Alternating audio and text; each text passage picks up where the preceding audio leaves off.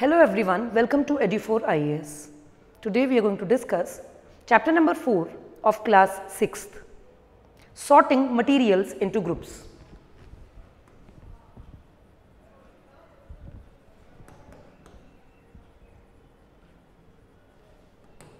Into groups.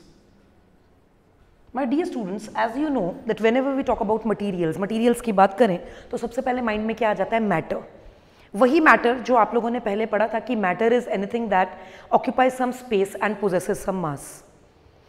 कोई भी चीज़ जिसकी कोई ना कोई वजन हो और उसका वो कोई थोड़ा बहुत जगह लेता हो, स्पेस लेता हो, उसे यूजुअली हम मैटर में क्लासीफाई कर देते हैं. क्या मैटर सेम होता है? क्या मैटर हर जगह पर सेम होता है? It's not necessary.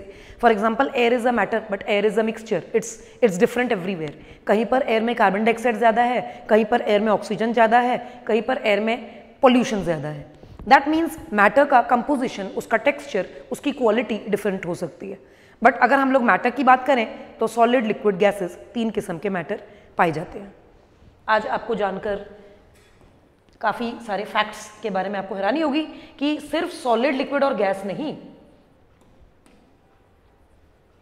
एक और मैटर इंट्रोड्यूस हो चुका है, that is the plasma. Plasma is yet another state of matter. इसका नाम आपने याद रखना है. आगे बात करते हैं. Let's talk about the solid states of matter. Solid state obviously जैसे कि wood, paper, glass, solid states of matter are compactly arranged. सॉलिड के पार्टिकल्स अगर हम देखें तो कितने कॉम्पैक्टली अरेंज्ड है, टाइटली पैक्ड है. इंटरमॉलिक्यूलर स्पेस, इंटरसेलुलर स्पेस हमें इसमें बहुत कम देखने को मिलता है और ये इतने कॉम्पैक्टली अरेंज्ड है कि इनकी डेंसिटी इंक्रीज हो जाती है. मतलब अगर ray of light is suppose to pass through a solid, it will not be able to easily pass. अब ऑब्वियसली मैं ओपेक हूं, अगर रे ऑफ लाइट मुझसे टकराएगा तो मेरे बीच में से तो पास होगा नहीं. That means what am I am opaque. Opaque objects में से रे ऑफ लाइट पास नहीं कर सकता, लेकिन ट्रांसपेरेंट ऑब्जेक्ट्स में से रे ऑफ लाइट पास करेगा. Kindly be attentive to what I am saying right now. If I talk about transparent object, तो ट्रांसपेरेंट ऑब्जेक्ट्स 3 हुए सॉलिड में. Let's talk about the glass. Glass is quite transparent. If you say that a glass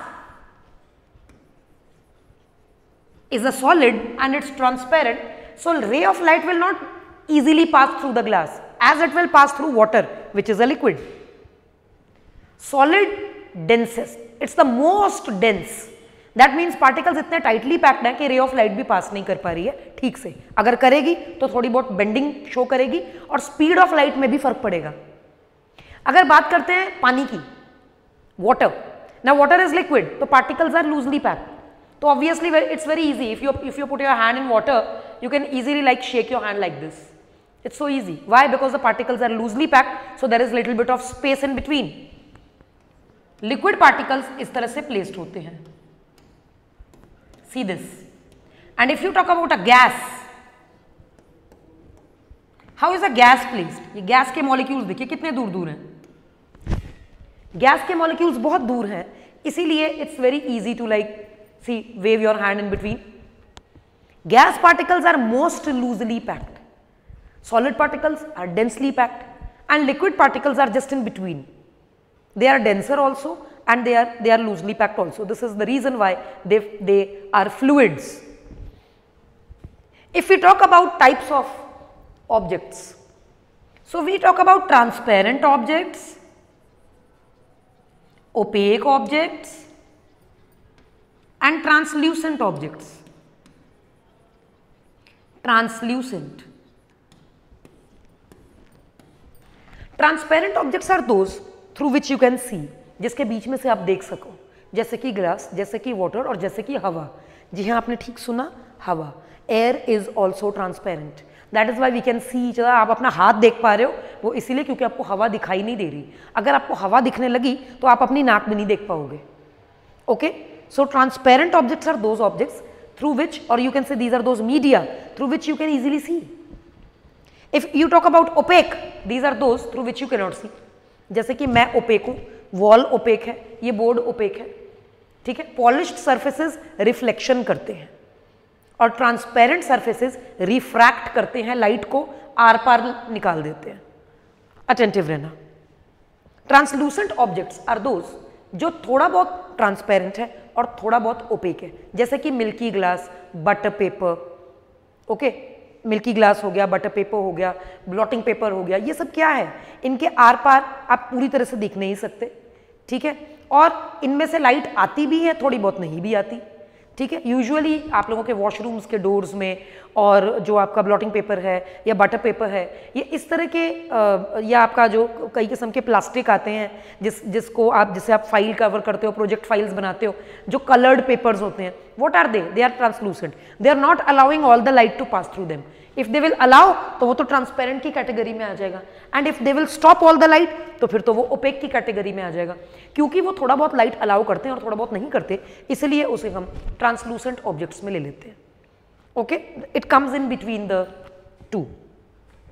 so here we have discussed states of matter, that is solid, liquid, gas, as well as transparent, translucent and opaque objects. Coming to the next part, let's talk about soluble and insoluble substances. Topic 2, soluble and insoluble substances.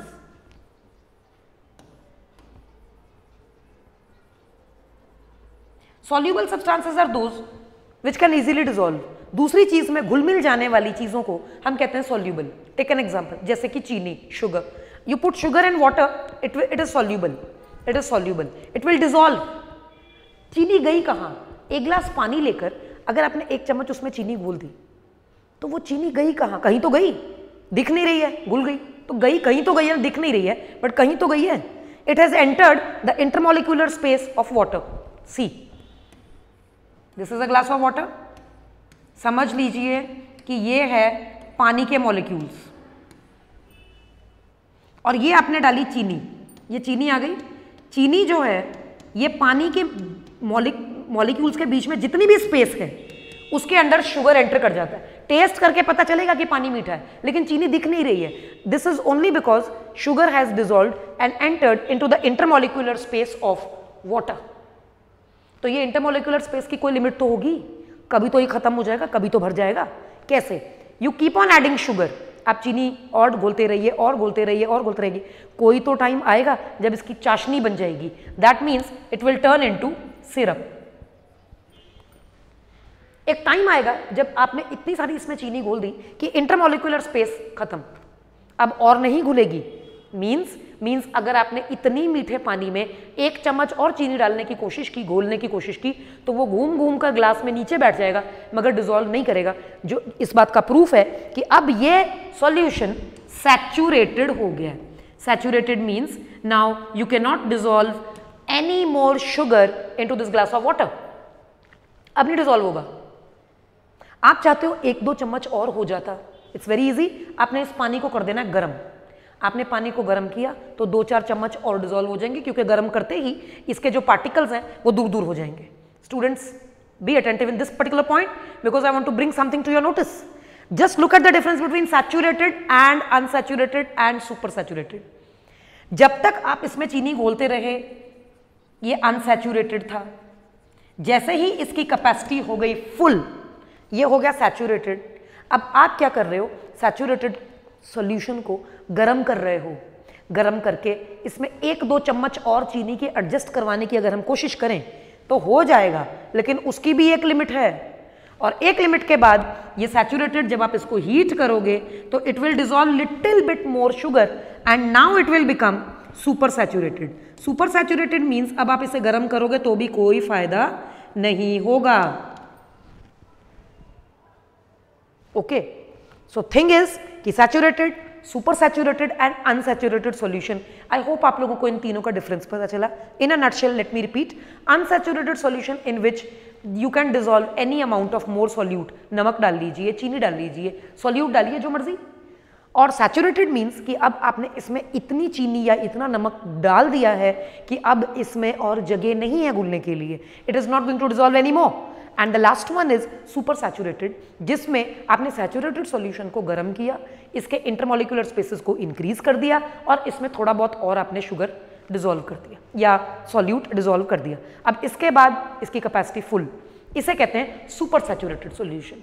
जो मिठाइयों के साथ जो चाशनी वगैरह आती है, syrup आता है, वो यूजुअली सुपर सैचुरेटेड ही होते हैं क्योंकि उसमें और ज़्यादा चीनी घुल भी नहीं सकती, वो बहुत मीठा होता है, इसलिए इट इज़ स्टिकी। सिरप, चाशनी, चाशनी इज सुपर सैचुरेटेड सॉल्यूशन।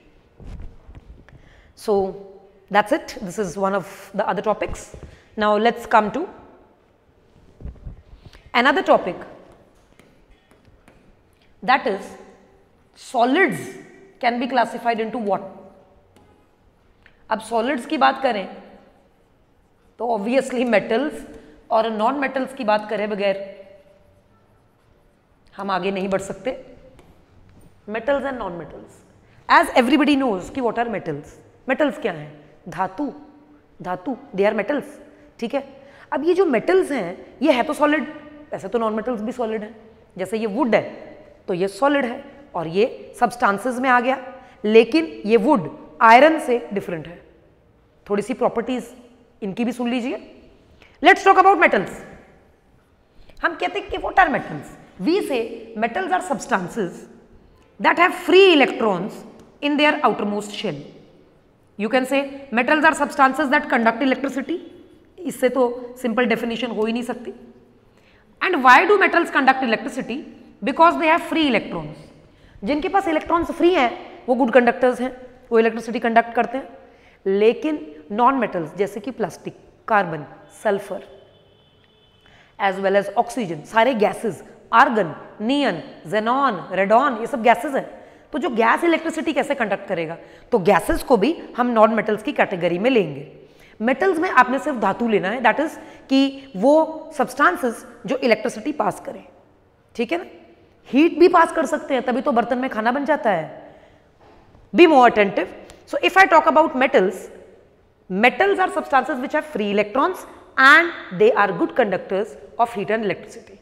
इसके अलावा मेटल्स की और कोई खास बात है? जी हाँ, मेटल्स की एक खास प्रॉपर्टी है मैलिएबिलिटी। मैलिएबिलिटी मीन्स मेटल्स की को बीट करके आप इनके शीट्स बना सकते हो। मेटल्स की वो प्रॉपर्टी जिसके वजह से मेटल्स की पतली शीटें बन जाती हैं उसे मैलिएबिलिटी कहते हैं। छोटी क्लासेस में आपने पढ़ा होगा, 10th में, 9th में, ये इस तरह के मेटल्स के ऊपर जहां पर भी टॉपिक आता है मैलिएबिलिटी की बात जरूर होती है। हम कहते हैं metals are malleable. Why malleable? Because they can be beaten into sheets. इनकी शीटें बनाई जाती हैं, जैसे कि टीन की चादरें, जैसे कि शेड्स, जैसे कि प्लेट्स, जैसे कि बर्तन, जैसे कि गाड़ियों की बॉडी। क्यों? क्योंकि वो पहले शीट में कन्वर्ट की जाती है, फिर आप उसे मोल्ड करते हो। इसे मैलिएबिलिटी कहते हैं। पतली तो इतनी पतली कि आप देख रहे हो काजू कतली की बर्फी के ऊपर इतनी पतली सिल्वर की प्लेट चढ़ी होती है। कई मिठाइयों के ऊपर मेटल्स की बिल्कुल थिन शीट्स फॉइल चढ़ाई होती है, बिल्कुल थिन, जो कि देखने में बड़े ब्यूटीफुल लगते हैं। चांदी चमक रहा है, वर्क लगा हुआ है उसके ऊपर, और आप उसे खा रहे हो। It's not safe, it's not that much safe. Too much of metal should not enter your body like this. इसलिए कई जगहों से गुलाब जामुनों पर, बर्फी पर और अलग अलग किस्म की मिठाइयों पर ये डेकोरेशन के लिए लगाते हैं। ये हमारी बॉडी के लिए ठीक नहीं है, ये हमारी बॉडी में कैंसर कॉज कर सकता है, ट्यूमर्स कर सकता है, इनफर्टिलिटी कर सकता है। तो इतना सारा मेटल हमारी बॉडी के लिए सेफ नहीं है। इसलिए it is more advisable to consume those sweets which do not have any metal layer on them. आगे बढ़ते हैं। मैलिएबिलिटी जैसा कि आप समझ गए कि the property of metals due to which they can be beaten into sheets. Another property of metals is that they are ductile. Ductility. Ductility means the property of metals due to which they can be drawn into wires. Metals की तारें बनती हैं, wire बनाए जाते हैं। इसीलिए हम क्या कहते हैं कि metals are ductile. Metals are ductile because they can be drawn into wires, and metals are malleable because they can be beaten into thin sheets. Metals की और properties, metals बहुत ज़्यादा dense हैं, okay. Dense होने की वजह से इनका high melting point and boiling point है। This is again one of the properties of metals that they have high melting and boiling point. कई सारे metals बावजूद इसके कि वो solids हैं, बावजूद इसके कि वो solids हैं, हम जानते हैं क्योंकि metals बहुत ज़्यादा tightly packed है, dense है, इसलिए इनका melting point बहुत ज़्यादा high होगा। मगर कुछ तो इस तरह के मेटल्स हैं जो इतने सॉफ्ट हैं, इतने सॉफ्ट हैं, इतने सॉफ्ट हैं कि आप उसे चाकू से काट सकते हो। Which are the metals which can be cut with a knife? Let's talk about sodium. ये देखिए sodium Na and potassium, they are so soft that they can be cut with a knife. Sodium and potassium can be easily cut with a knife. They are so soft. Again, they are solids. Let's talk about a metal, mercury. Mercury is a metal. Mercury is a metal, and it is a liquid metal. So, which is a liquid metal? Mercury. Okay. This is again, usually you know that mercury is used in your BP instrument, sphygmomanometer, BP नापने की machine में पुराने ज़माने की, digital नहीं, उसमें आप देखते होंगे कि उसके अंदर मर्करी जो है वो राइज करता है। और इसके अलावा थर्मोमीटर में भी मर्करी यूज़ होता है। मर्करी की खास बात ये कि डजंट स्टिक टू ग्लास, ये कांच को चिपकता नहीं है। This is one of the reason this is used for measuring temperature. And if I talk about the melting point, iron का मेल्टिंग पॉइंट देखिए कितना हाई है, 1539 डिग्री सेंटीग्रेड पे लोहा पिघलता है। तो ये हाई मेल्टिंग पॉइंट हुआ ना, लो तो नहीं हुआ। तो metals usually because they are very dense, they have high melting point, high boiling point, but there are certain metals which can be even cut with a knife, they are so soft. Sodium and potassium are very soft metals, they can be cut with a knife. Mercury is a liquid metal, it is used in thermometer and the BP instruments, sphygmomanometer. So here we finish off with a little bit of metals. Let's talk about non-metals. Now let's talk about the non-metals. Solids की बात हो रही है, metals की बात हम कर चुके हैं, अब हम बात कर रहे हैं non-metals की. The non-metals. Non-metals means ये मैलिएबल नहीं होंगे, ये डक्टाइल नहीं होंगे, ये गुड कंडक्टर्स नहीं होंगे, इसके वायर नहीं बना सकते, इसकी शीटें नहीं बना सकते, इसका मेल्टिंग बॉइलिंग पॉइंट का कोई इशू नहीं है, high melting high boiling point नहीं है, ये लो में ही चलेंगे। एग्जाम्पल जैसे कि सल्फर, जैसे कि फॉस्फोरस, जैसे कि कार्बन, इनकी शीटें नहीं बनेंगी, ये वायर नहीं बनेंगे इनके। सल्फर की वायर नहीं होती, वो तो खुद पाउडर है। फॉस्फोरस की वायर नहीं होती, वो तो खुद पाउडर है पीस के फॉर्म में। कार्बन की वायर्स नहीं होती। There are lot of minute things that you need to remember in case of non metals. तो मतलब non ductile, non malleable, poor conductor and soft. Metals के जो 4 प्रॉपर्टीज हमने डिस्कस की हैं उसके बिल्कुल ऑपोजिट है नॉन मेटल्स, बिल्कुल opposite. Non malleable, non ductile, they are usual in powdery form and gaseous form, they can be liquid also. अब आप सोच रहे होंगे वो कौन सा मेटल है जो लिक्विड है। जैसे कि मर्करी अभी मैंने आपको बताई कि it is a metal which is liquid, a metal which is liquid, right. Mercury is a liquid metal. तो bromine is a liquid non metal. Bromine एक ऐसा नॉन मेटल है जो लिक्विड है।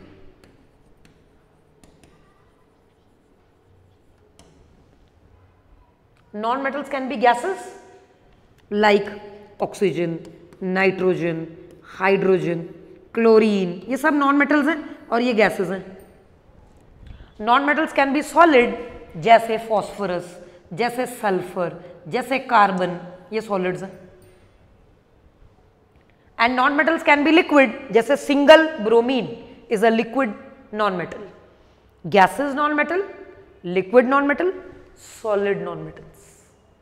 So here we finish off with the properties of non-metals.